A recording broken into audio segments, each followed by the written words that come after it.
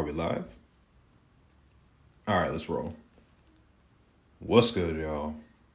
Unbiased sports fan.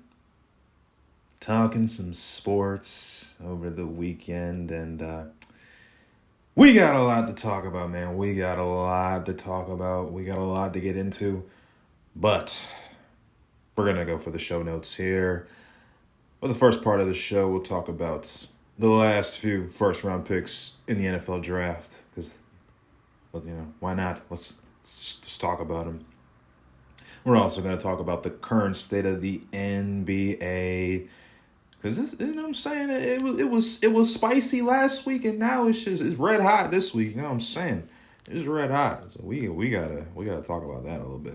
It's red hot right now in the NBA, and of course we gotta get into UFC, the last pay-per-view event that just happened. We are going to have to get into it for sure. We're going to have to talk about it. UFC 262. It was, as they say, a banger. It was nice. I watched it. I stayed up, so we're going to talk about that as well. But, yeah, man. Let's get right into it. Let's talk about the NFL draft, and let's talk about these last few picks 21 through 32. Let's get into it. Starting off at number 21, the Colts, my Colts. They select Kwity Paye, defensive end out of Michigan. And I'm not going to lie, draft night I was, a little confused.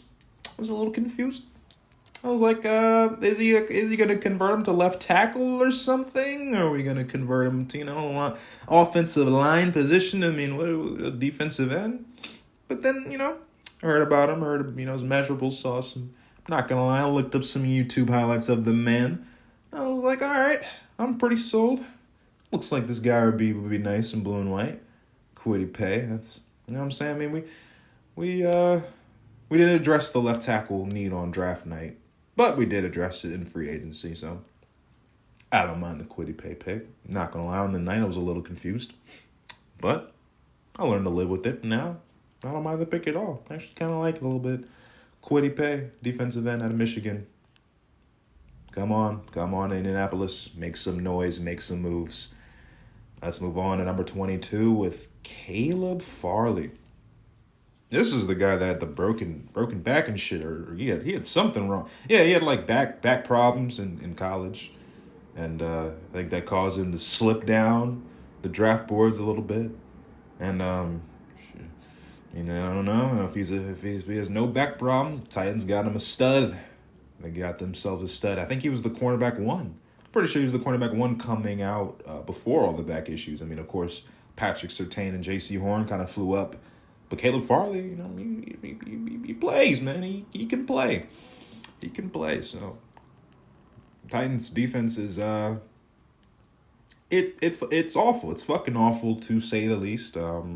It seems like every year they got names, but they still get ran through. So hopefully Caleb Farley can help that out. I mean, I'm a Colts fan, so hopefully, he doesn't help that out. I mean, I hope he's a good player, but I mean, Titans, don't want them to win. So just playing, Caleb Farley to the Titans. We hope it's good. Not really. Whatever. Let's move on. At number 23, the Vikings. I believe they traded back for this pick and still got their guy in Christian Darrisaw, offensive tackle out of Virginia Tech. And not going to lie, it's a great move. It's a great fucking move from the Vikings, man. It's a great move. What are you going to say? You move back, you still get your guy at 23. No issues, no questions asked. What more could you ask for, man? Move back, get your guy, get the offensive tackle you wanted to shore up that offensive line, beef it up a little bit more, put a little bit more beef on there, And they got their guy. Solid pick for Christian Darrisaw. Let's move on to the pick. To pick number 24. People don't like this pick, man. They think it was a fucking awful pick. I think it was absolutely awful. Najee Harris, running back out of Alabama to the Pittsburgh Steelers. I mean, it was pretty obvious that he was going to go there, you know what I'm saying? It was pretty fucking obvious. They made it pretty loud that they wanted a bell cow back. They made it pretty loud that, you know, the running backs they have there just couldn't get the job done. They needed somebody. But what about the offensive line, Pittsburgh? It was a reason for concern last year, and you could have got some line help in the first round. It's probably what most people wanted you to do. But you went with Najee Harris. Najee Harris is a fine player. Back end of the first round, I mean, hey, you know, you could do worse. But if he's running behind, you know, nothing, guys aren't making no holes, you know what I'm saying? He's running behind brick walls after brick walls getting stood up night in and night out. Then, hey, you're going to be picking another running back in a few years and just keep repeating that process, you know? Or he could turn out to be that absolute stud, which I believe he is. Najee Harris. Hope you do good things in Pittsburgh, man. People hating on you because they want you to take a line. But you're still a good player, man. Still a good player in all our hearts. So, Najee Harris. Let's see what you can do. Number 25. Oh, I think this was one of the worst picks in the draft.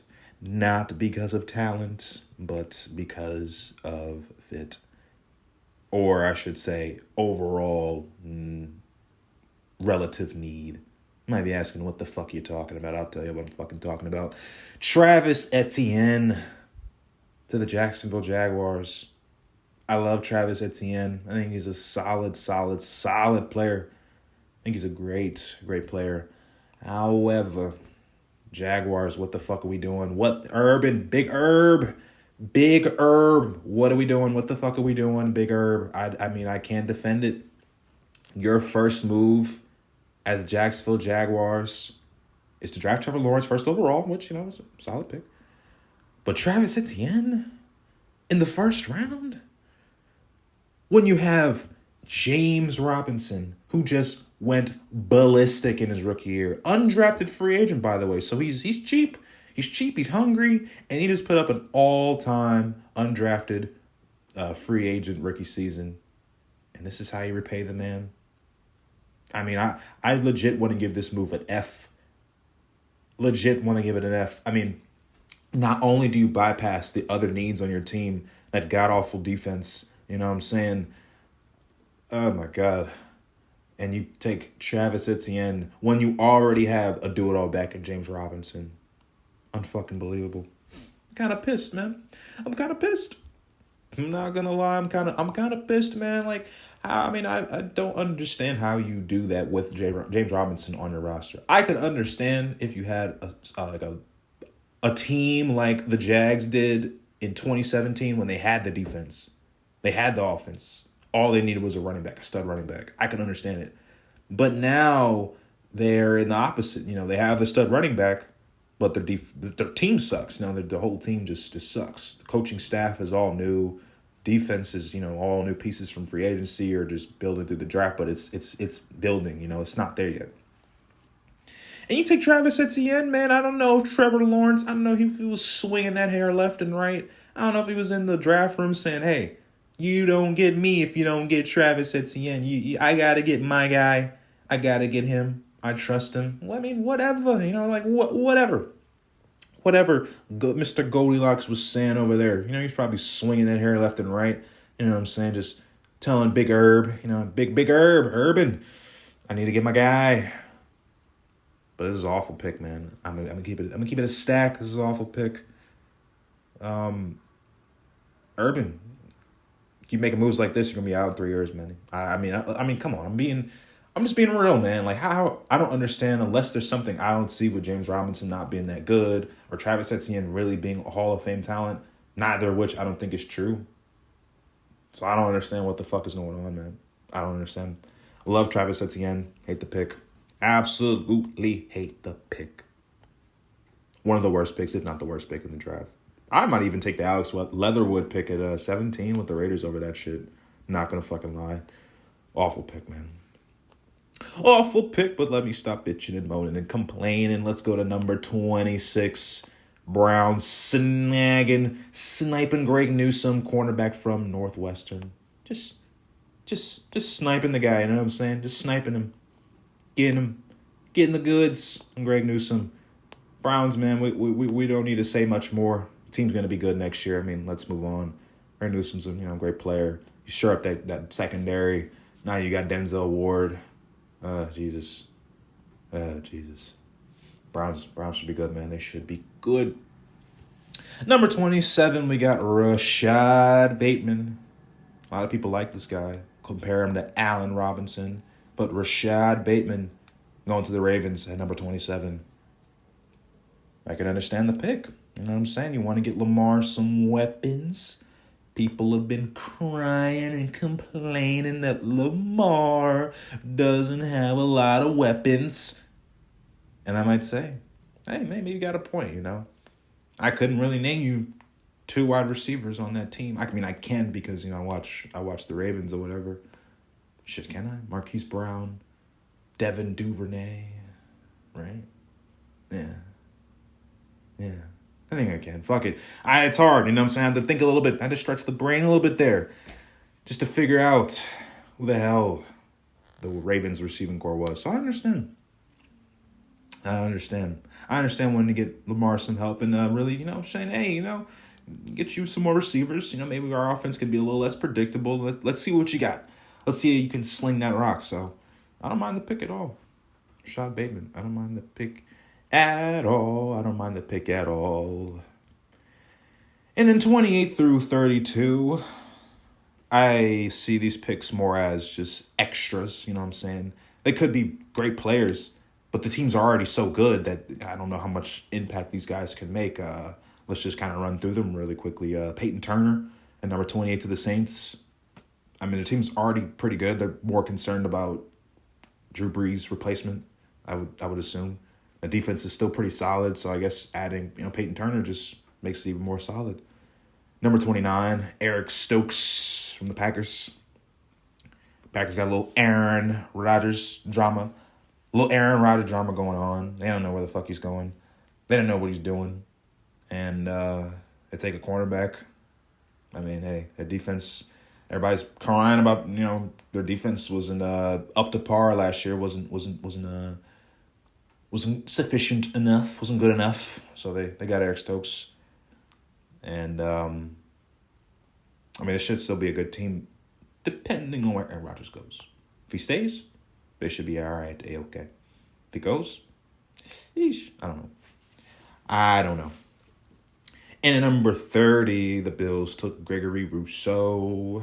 They needed another defensive end, and they got a defensive end in Gregory Rousseau. Defensive end from Miami. They got Greg. And, the team's still going to be good, man. I don't see any regression out of Josh Allen. I don't see any regression out of that team, so they should still be good. Number 31, Odafe Owe. Previously known as Jason Owe, but he would like to be known as Odafe Owe. Odafe Owe to the Ravens, defensive end. And I guess he's just more of a development piece, He's more to just solidify that already stout top 5 defense. He's just to solidify it, you know what I'm saying? These teams are so good, it's just these picks they're just luxury picks, you know what I'm saying? It's just luxury. And lastly, at number 32, the Buccaneers take Joe Tryon. I do not know who the hell this is. Defensive end out of Washington. There we go. Defensive end out of Washington. I have never seen him play. Similar to the Zaven Collins guy. I don't know. I'm sure they're great players if they're drafted in the first round. I know nothing about Mr. Joe Tryon. I hope he eats in Tampa Bay because it looks like they are going back to the Super Bowl. They got everybody back. This was a luxury pick, it seemed like. The defense was already fucking elite, so I don't know. We'll see how that goes. And yeah, that rounds out the first round of the NFL draft. Very, very interesting draft, if I may say. That San Francisco pick at number 3 was very hotly debated. Where Justin Fields would go was very hotly debated. You know what I'm saying? So it was interesting, you know. It was interesting. What the Bengals would do at 5 was worth staying up for. It was worth staying up for. I would definitely say it was. It was worth it. It was all worth it. And now we go from the NFL and we transition over into the NBA. The plan is set. It's red hot right now, and the play-in is set. Matchups are there. LeBron has returned. James Harden has returned. They are both back in the lineups. LeBron for the Lakers, making them get that extra push, that extra oomph to end the season. And James Harden, the big three, is all back and ready.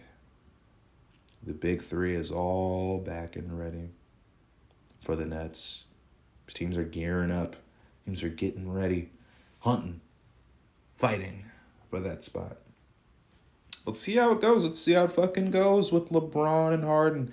You know, they're back. They're ready to ball out. It should be good. It should be really, really good. And before I even get to the play-in, the play-in state of the play-in, tournament, I'm hearing a lot of buzz about this Steph MVP talk, and I'm not gonna lie, Steph has been playing MVP caliber basketball. You know what I'm saying?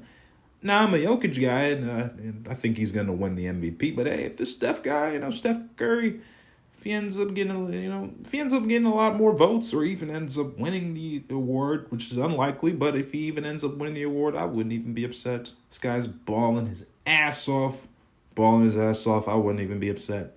Steph Curry won the MVP. I wouldn't even bat an eye. I would think Jokic would deserve it a little bit more, but hey, Steph Curry is balling. He's balling. Steph Curry is balling. Balling out, man.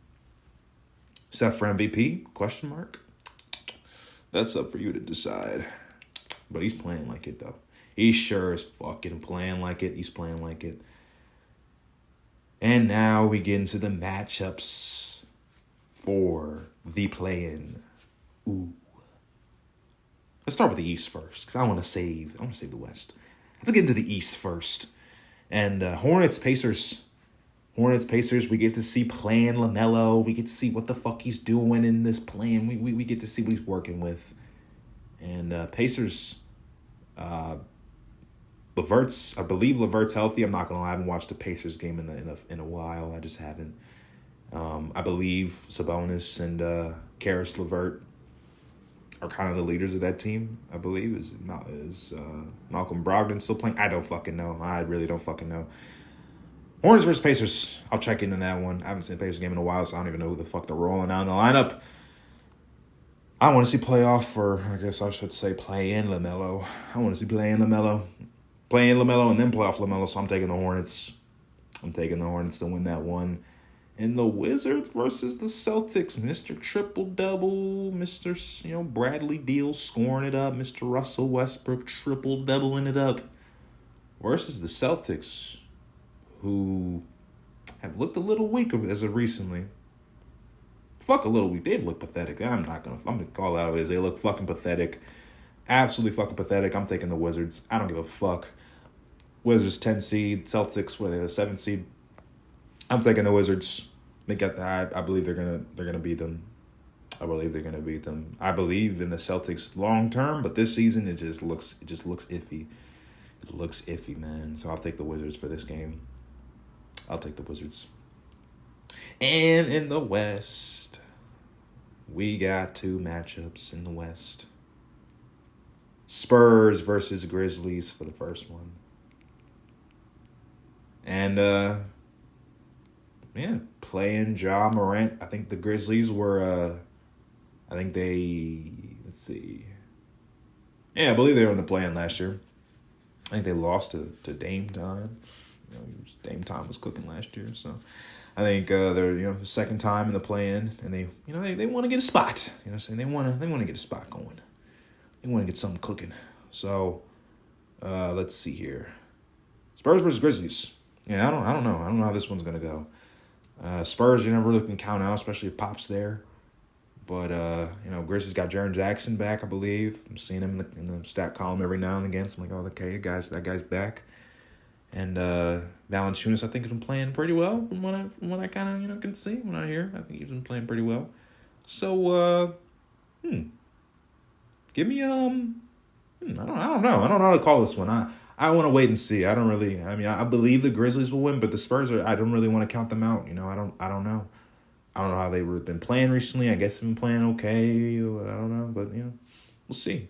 Interested to see that one.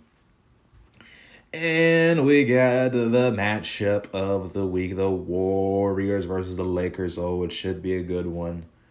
LeBron is gunning. He's hunting and gunning to just obliterate the West after resting for all this time. And the Warriors have the quote-unquote MVP or whatever you want to call Steph Curry right now. The dude's absolutely nuclear right now. He's absolutely fucking nuclear. And it should be a really good one. I don't see a world where Steph doesn't score at least 40 in this game. Now, if he fucking stinks it up, now that could happen too. But, I mean, Steph Curry, man, he's been balling. How could I not give the guy his due? How can I not give him his credit? How could I not? Warriors versus Lakers, man, it should be a good one. I do have the Lakers winning this one. Not easily, but they should win it. They're just a better team, I believe. But the Warriors, man. Could you imagine if Steph Curry knocked out LeBron and his crew in the play-in tournament? Oh, me, oh, my. That would be interesting, to say the least. That would be very, very, very, very interesting. So, yeah. That'll be interesting to check out. Like I said, it's spicy. It's getting there in the NBA. East and the West. Play-ins are set. Playoff seedings are set. And yeah. Next show after these play-in games are kind of, have been ran through a little bit. Get some predictions going in there. Probably be all wrong on all of them. But hey, we like predictions. We like to see how fucking wrong we can be. And I want to see how wrong I can be. So let's get into it after the play-ins are set. Let's get into the real playoffs once these play-in games are over. So I'll be eager to see these. I'll be eager to check these out. Warriors versus Lakers. I'm eyeing that as well. I'm going to have to glue my eyes to the screen on that one. So I'll have to check that one out. And that wraps up the NBA talk for this week. And I got to talk a little bit about the UFC. And UFC, was it 262, I believe? UFC 262 recap. Oh me, oh my, it was a good one. It was a good one. Let's talk about Ferguson versus Dariush first. T. Fergs needing a little redemption here and there, you know what I'm saying? Needing a little get back, a little get right. Some must win for him versus Dariush, a guy that's been rising up the boards a little bit. And Dariush just handled him, man. I mean, lay and pray or whatever the fuck you want to call it. He handled him. He dominated the fight. Tony Ferguson did. I saw absolutely nothing. No pressure on Dariush. He's just getting, out wrestled the entire time. On his back the entire time. I think oh my God, that fucking, was it the heel hook? A crazy ass heel hook that Tony Ferguson didn't fucking tap on? Are you fucking kidding me? I've never been in one of those, but it even looked painful as hell. Painful as hell. And he didn't even tap. What an animal. What a fucking animal, man. Holy shit. That shit was crazy. But Dariush gets it done. Now he wants to rise up the ranks a little bit. So good win for him. Ferguson, oof, rough loss. Rough loss. I don't know where he goes after this. I don't know what he does. I have no idea. But let's get into the main event. Oh, it was a good one. The main event. Charles Oliveira versus Michael Chandler. I was rooting for Oliveira, man, but I didn't know, man. It was that first round when Chandler, what did he do? He got him in a guillotine for a little bit. Oliveira got out of that. Okay, scary sight, but we got out of that. And then Chandler, I think by the end of the first round, he hit him with a couple of punches, and Oliveira looked like he was going down. He looked like he was out for the count. I mean, I don't know. It looked like they could have stopped it real easily, and I was like, oh boy, this Chandler guy looks like he might get it. Oh, he looks like he might fucking get it this time. I don't know. But Oliveira survived. He survived that first round. And oh boy, that second round came, and I didn't know. I didn't know. There was a cut on his eye. He had that look in his eyes, or in his eye, whatever. I don't know. Oliveira, I don't know. That second round came, and he hit it with that fucking left hook, and I was like, oh, he slapped him. He set him down. He set him fucking down, and he started punching whatever. Ref called the fight or whatever, and Oliveira was running around. I was like, let's go. I was like, let's go. For Oliveira, man, I was like, let's fucking go. It's so nice. You're rooting for a guy, and he wins. Just like, it's what I like to see. Now, I didn't mind Chandler winning. I just liked Oliveira a little bit more. That's all. Chandler put up a really good fight, man. Really, really good fight. But we have a new lightweight champion, and his name is Charles Oliveira. You gotta love it, man. You gotta love it. The man put on a performance. I mean, he showed a lot of resilience, getting out of that guillotine early and surviving those punches at the end of the first round. And to come out and knock him out in the second like that early on? Shit. Everybody thought he might submit him or nothing, but no, Oliveira got him. He got him. He fucking got him. Charles Oliveira, new lightweight champion, holding up that gold. Love to see it. Absolutely love. You love to see it. You love to see it, man. And that covers up the recap of UFC 262. I stayed up hella late for that shit, but it was worth it. It was hella worth it. It was worth it. It was worth it. But yeah, man, that wraps up today's show. NFL draft covered. NBA play-in covered.